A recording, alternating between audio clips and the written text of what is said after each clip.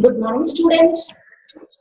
In this session, we will discuss about the types of proteins, their nutritive values.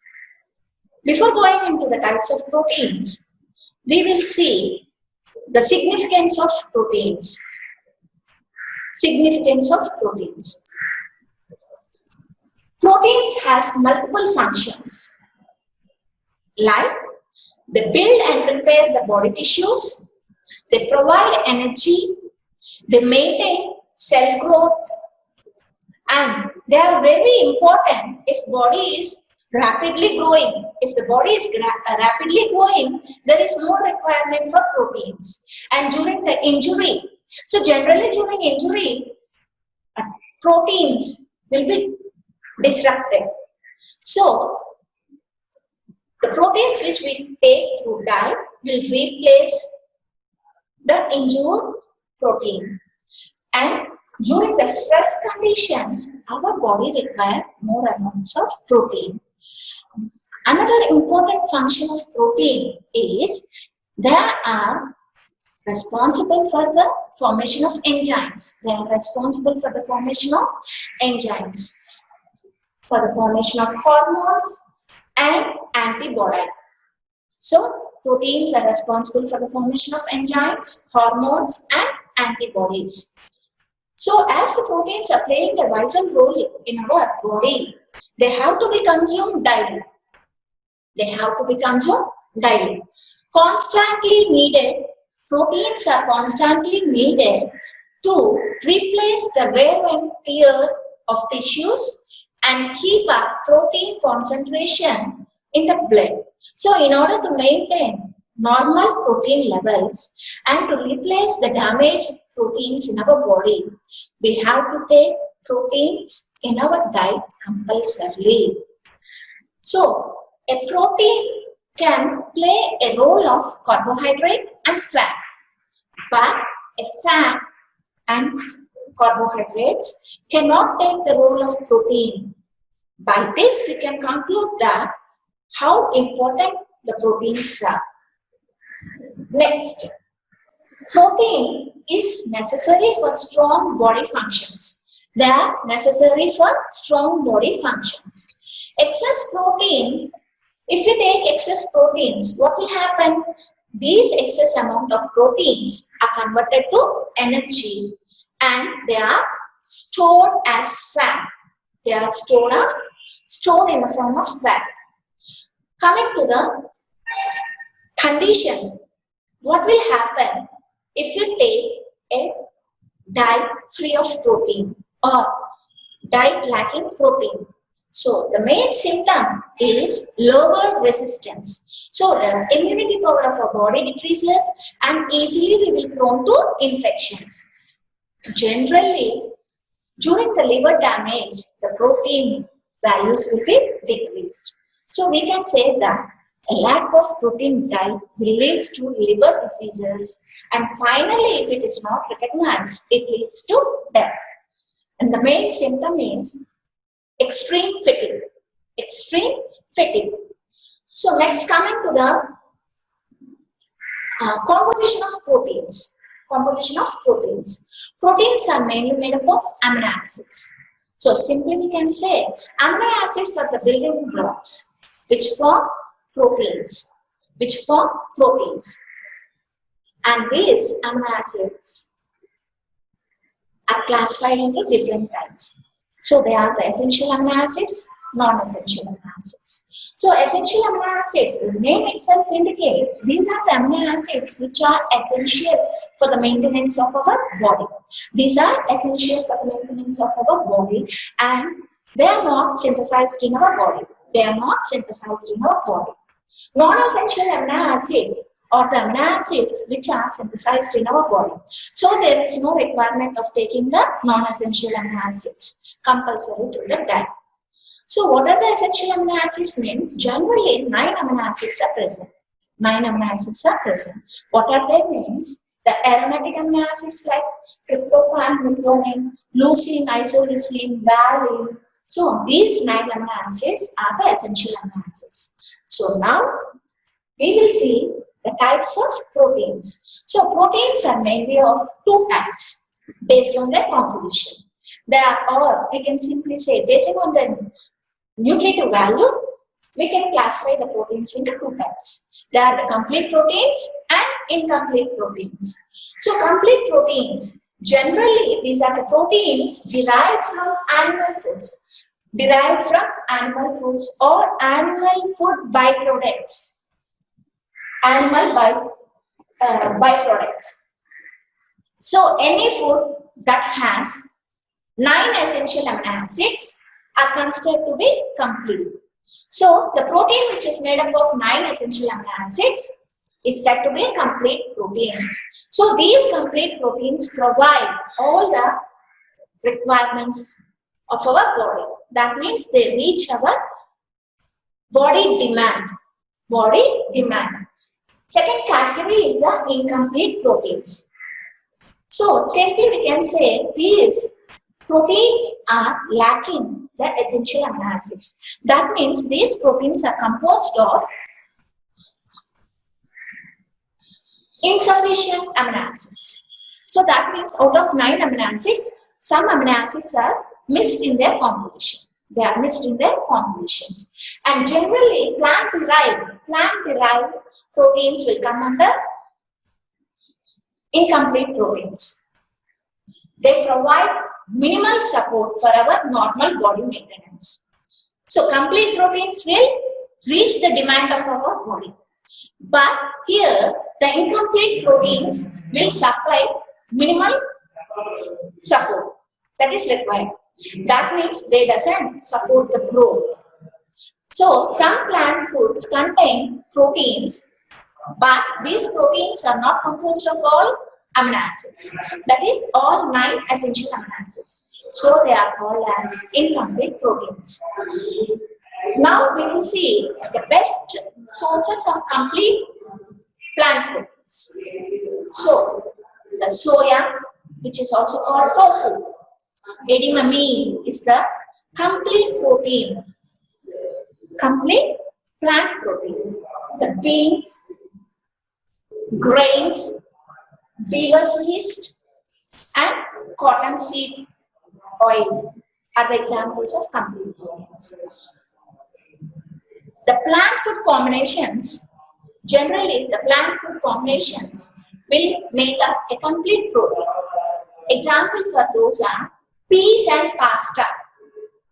So peas is a plant food in combination with pasta is a complete protein.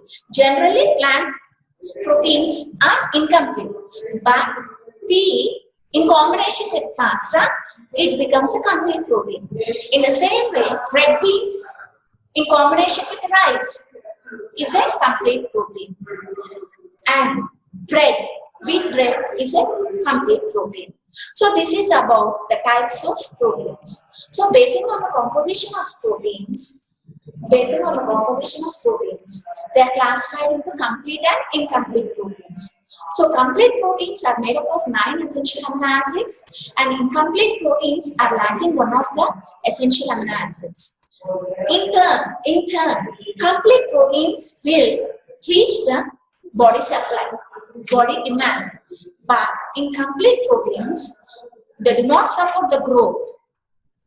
But these incomplete proteins, in combination with other, will play a vital role. So this is about complete and incomplete proteins. Now we will move to the nutritional value of proteins. So nutritional value of proteins. What do you mean by nutritional value of proteins?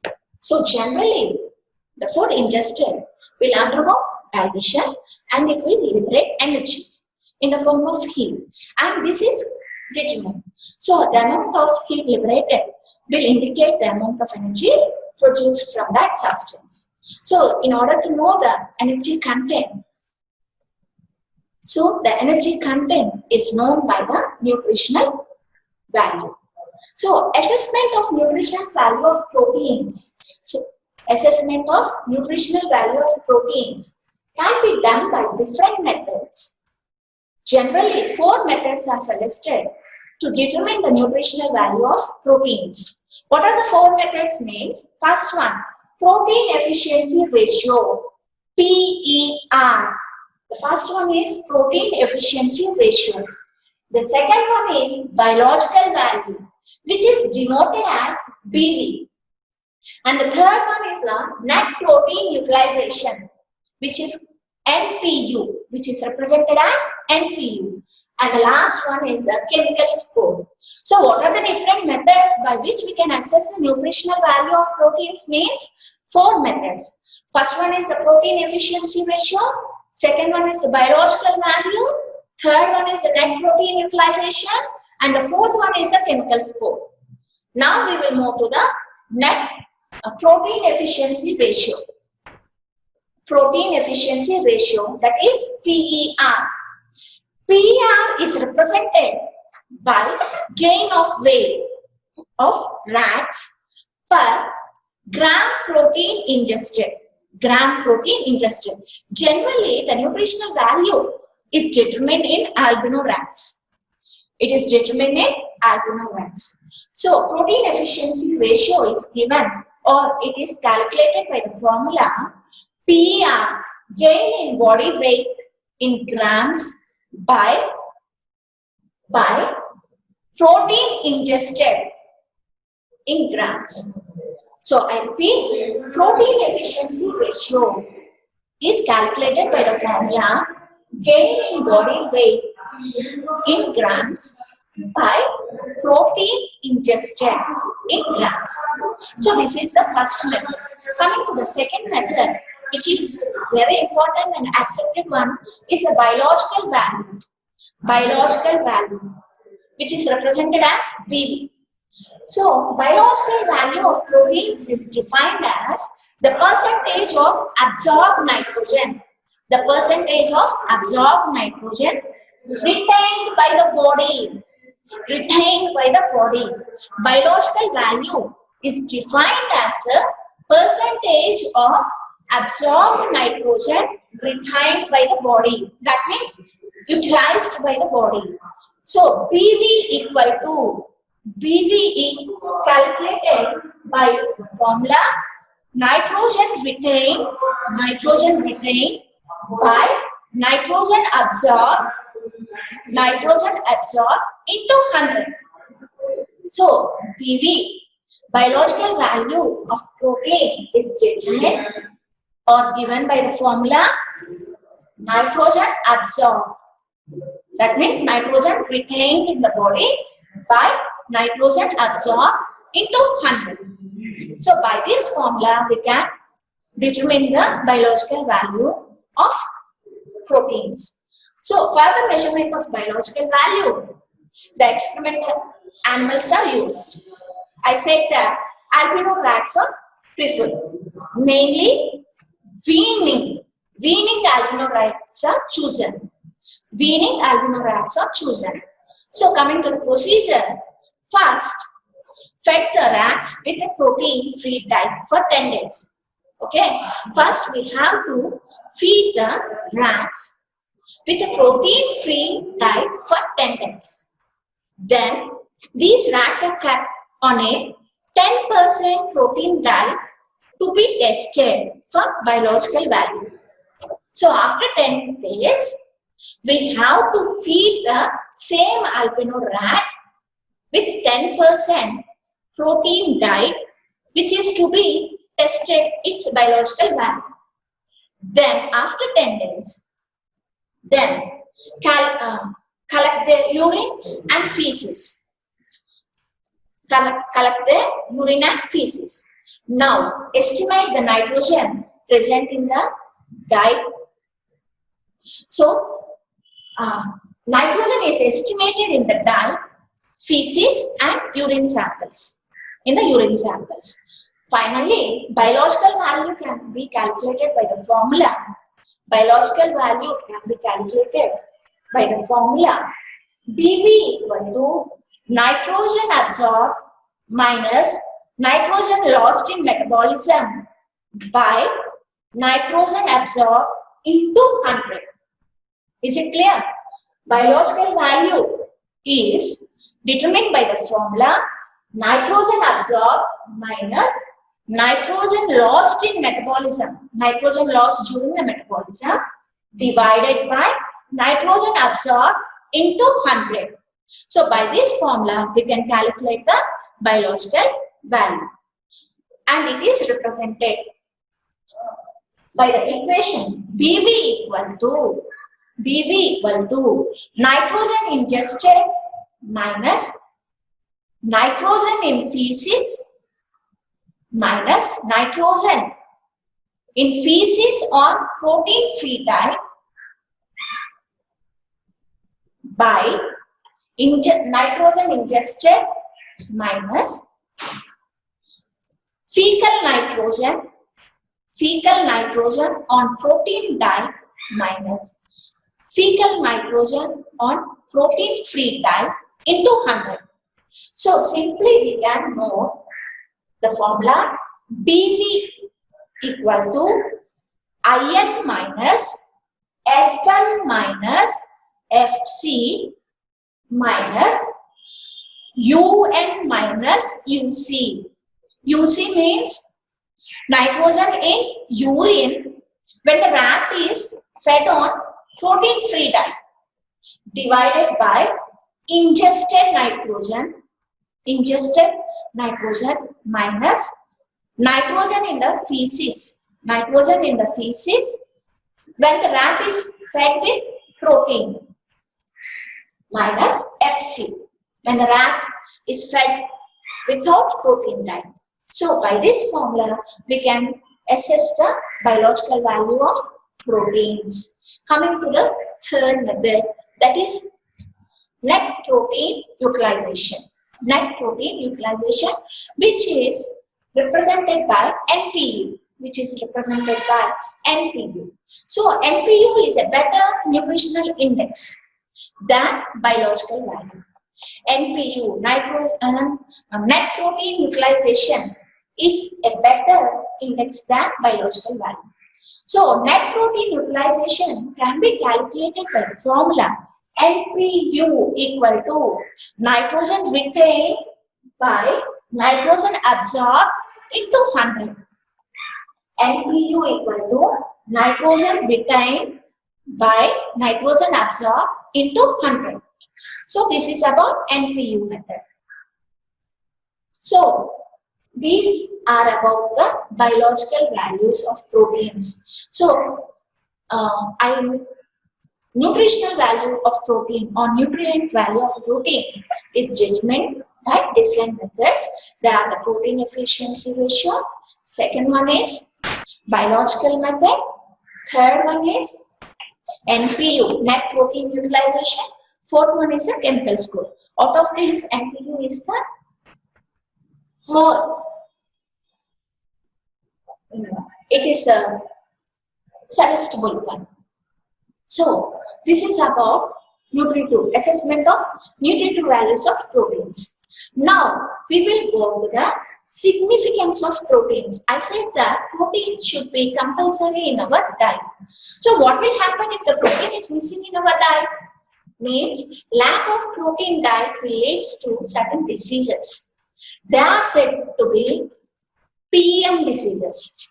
They are Kwashiorkor marasmus. So coming to Kwashiorkor. Kwashiorkor means sickness of the disposed baby. It occurs mainly in children between 1 to 5 years of age. It occurs in children between 1 to 5 years of age. And mainly here, this occurs due to insufficient intake of proteins. Mainly it occurs due to insufficient intake of proteins. As the diet is lacking of proteins, what will happen? The baby will totally depend upon carbohydrates for their diet. So this is about Kwashiorkor. Coming to the clinical symptoms, the clinical manifestations include stunted growth. That means the growth will be less. Edema. Edema means accumulation of the fluid within our body. So I said that proteins play a vital role. As the proteins are not present in our blood, what will happen? The fluid will be accumulated.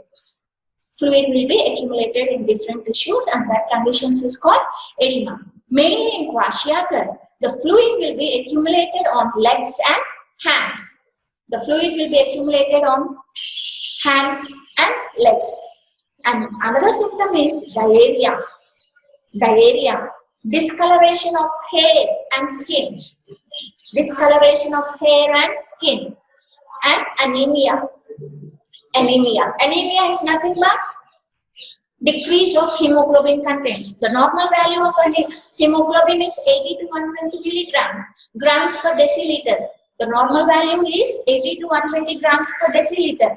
But here, the value will be decreased, which is called as anemia. Next symptom is apathy. Apathy means lack of interest.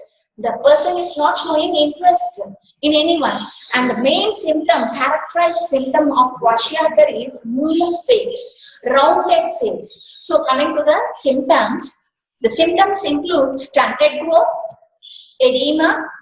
Mainly edema is seen on hands and legs, diarrhea, discoloration of the hair and skin, anemia, apathy, loss of interest, and moon face. Moon face is the marked symptom of kwashiorkor. Coming to the biochemical manifestations, mainly what will happen in the body means plasma albumin levels will be decreased. Decreased plasma albumin concentration. So generally the value will be decreased below 2 grams per deciliter. So the normal value will be in the range of 3 to 4.5 grams per deciliter. But in kwashiorkor, the value will be decreased below 2. Next, fatty liver. Fatty liver. So once the albumin levels are decreased, immediately its impact will be on the liver. So these are the symptoms. Edema occurs mainly due to adequate plasma proteins. Edema occurs due to lack of adequate plasma proteins to maintain water distribution between plasma and tissues. So edema is nothing but a condition which arises due to lack of albumins, mainly proteins, which are responsible to maintain water distribution between blood and tissues. Next, as there is disturbance in the protein metabolism, which will indirectly affect the carbohydrate and fat metabolism, and severe vitamin deficiency occur. Severe vitamin deficiency will occur during kwashiorkor. The immunological response of the child to infection is very low. That means the resistant power of the child will be decreased. Now coming to the treatment of kwashiorkor, simple is giving a protein-rich diet. So treatment, ingestion of protein-rich foods or the dietary combinations to provide about 3 to 4 grams of protein per kg body weight. So, 3 to 4 grams of protein is to be supplied per kg body weight until normal weight is gained. The treatment can be monitored by measuring plasma albumin concentrations. Plasma albumin concentrations. I said that the marked biochemical manifestation of kwashiorkor is decreased albumin levels. So during treatment, what we are giving protein-rich diet. So during this process, we can see the rise in the plasma albumin levels and gain in the body weight. So this is about kwashiorkor. So kwashiorkor is mainly arises due to lack of proteins. Mainly it is seen in the weaned infants. Mainly it is seen in 3 to 5 years age children. The main symptom is rounded face and decreased plasma albumins. Coming to the treatment, it can be treated by giving protein-rich diet. So, second symptom or second disease which arises due to lack of proteins is marasmus. Marasmus. So, marasmus literally means to waste. Literally means to waste. What do you mean this? Means generally proteins will supply the energy to our body. But here this disease is due to lack of proteins. So proteins are not there. They are not supplied through the diet. So the body proteins will be utilized and the person will become lean. So that is waste. Marasmus means to waste.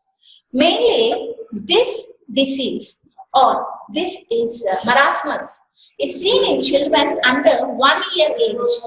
So it is seen between 1 to 12 months babies. Kwashiorkor is seen between the age 3 to 5, but here it is seen in 1 year age chain. Mainly here there is predominant loss of calories. Predominant loss of calories. Mainly it is observed in children who are supplemented with artificial milk. So this is about marasmus. Coming to the symptoms of marasmus include growth retardation. That means stunted growth, muscle wasting. Here muscle wasting. In case of Kwashiorkor, decreased serum albumin levels. I mean decreased plasma albumin levels. But here this is the muscle wasting, which is called as emaciation. Emaciation, anemia and weakness. A marasmic child does not show edema. You have to remember that Kwashiorkor child will show edema with a moon face. The marasmus child doesn't show edema or decreased plasma albumin levels. So this is about Kwashiorkor marasmus. In this session, we have seen the significance of proteins. Coming to the types of proteins, that is complete and incomplete proteins. Second, assessment of the nutritional values of proteins, which is mainly done by three methods like biological value, protein efficiency value, next NPU value, like that.